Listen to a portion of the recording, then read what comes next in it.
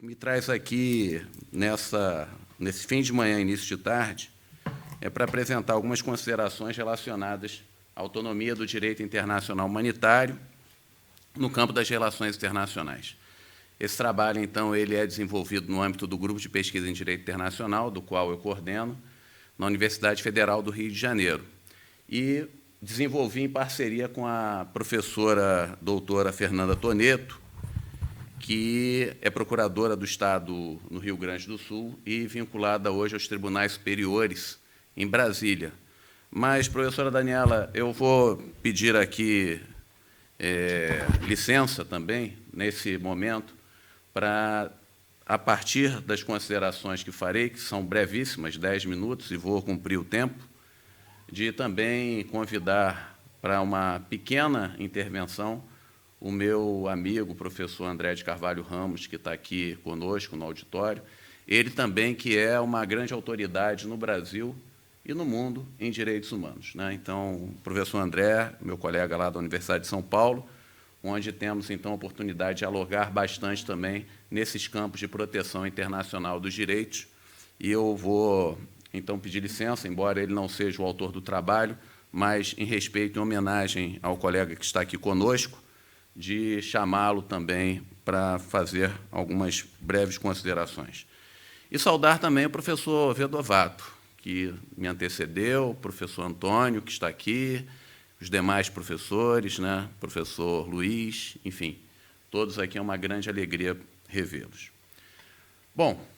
hoje nós percebemos exatamente, e num dado momento até me coloquei em relação a esse ponto, de que no Brasil, de fato, existe um interesse muito grande hoje na temática dos direitos humanos, da proteção internacional, não apenas no plano interno, ou seja, no que se refere aos documentos internacionais que acabam impactando numa produção doméstica, mas também no plano ao contrário, portanto, de determinados aspectos que são tomados no plano doméstico e acabam também impactando no cenário internacional. E quando nós começamos a priorizar bastante o estudo do direito internacional dos direitos humanos,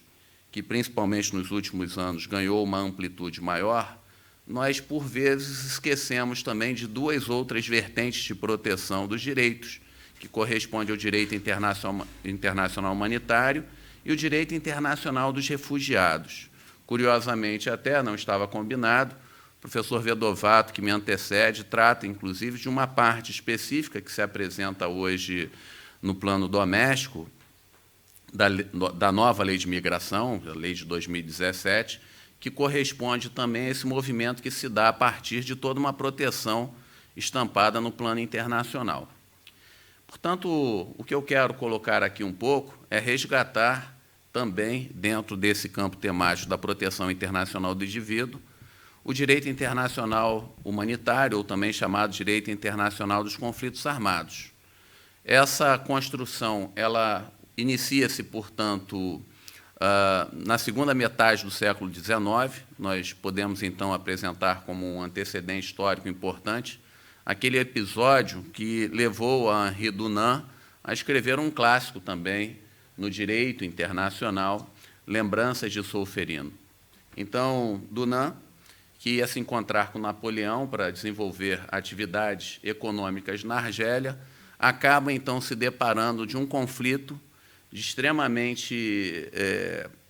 pavoroso, onde identificou ali várias pessoas que haviam sido mortas no campo de batalha, e ele, então, diante desse cenário, ao chegar na Suíça, ele escreve esse livro, que tornou-se, então, uma referência no campo temático,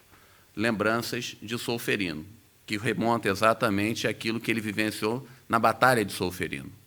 A partir daí, então, nós identificamos uma mobilização, inicialmente na Suíça, naturalmente, que acaba por estabelecer um desdobramento no campo das relações internacionais, culminando, inclusive, com a criação do Comitê Internacional da Cruz Vermelha. Hoje, é importante lembrar que esses documentos internacionais que se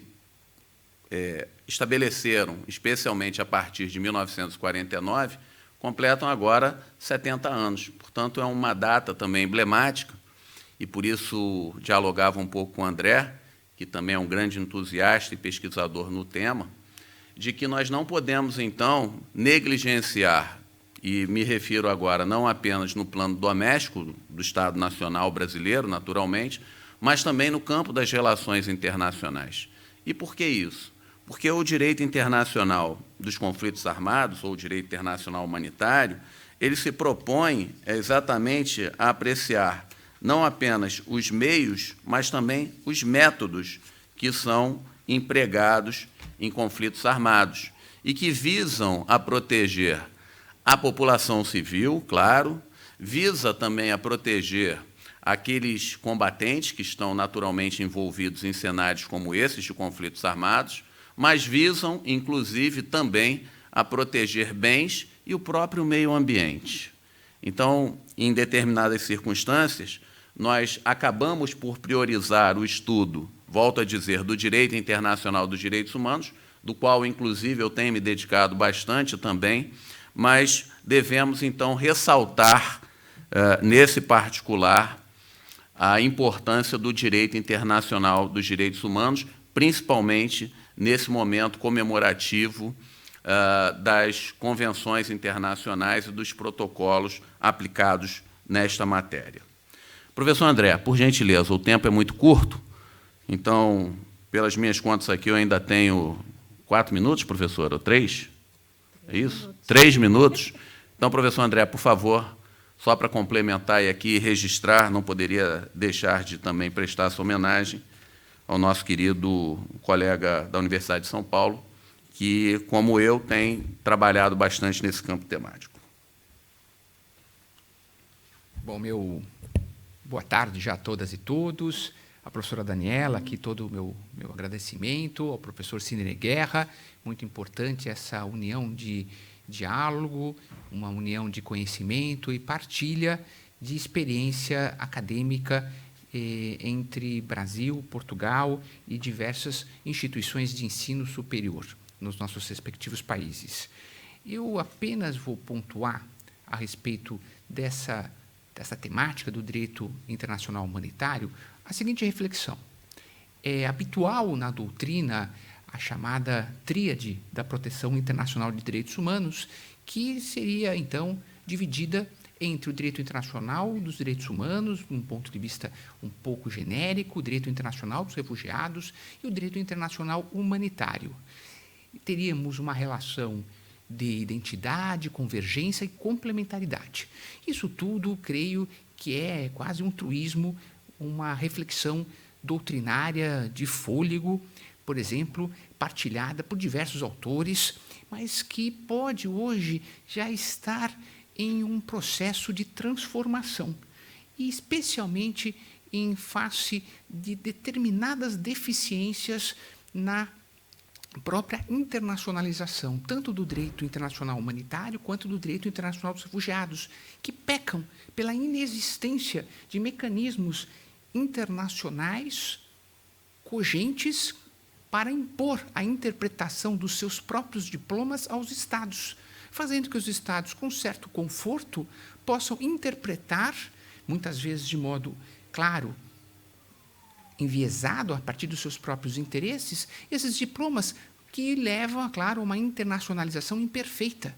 Por isso, há precedentes da Corte Europeia de Direitos Humanos, da Corte Interamericana de Direitos Humanos, e, nesse caso, como mais próximo do Brasil, vou realçar o da Corte Interamericana de Direitos Humanos, que se apropriam desses diplomas normativos de direito internacional humanitário, do direito internacional dos refugiados, fazendo, então, nascer uma possibilidade de, utilizando os mecanismos do direito internacional dos direitos humanos em geral, fazer nascer uma interpretação internacionalista sobre as convenções de Genebra, por exemplo, sobre o Estatuto do Refugiado, fazendo, então, que os Estados possam realizar mais do que tão somente ratificar esses tratados e interpretá-los localmente, complementando, então, a interpretação internacionalista. No tocante a precedentes do Sistema Interamericano de Direitos Humanos, por exemplo, já é possível detectar por exemplo, a utilização de diplomas de direito internacional humanitário para interpretar as obrigações assumidas pelos Estados de acordo com a Convenção Americana de Direitos Humanos. Esse viés pode, ao invés de, talvez, ameaçar a autonomia do direito internacional humanitário, pode, ao contrário, paradoxalmente, reforçar a sua importância, porque os Estados agora devem saber que, além de assumir esses compromissos, terão um intérprete que zelará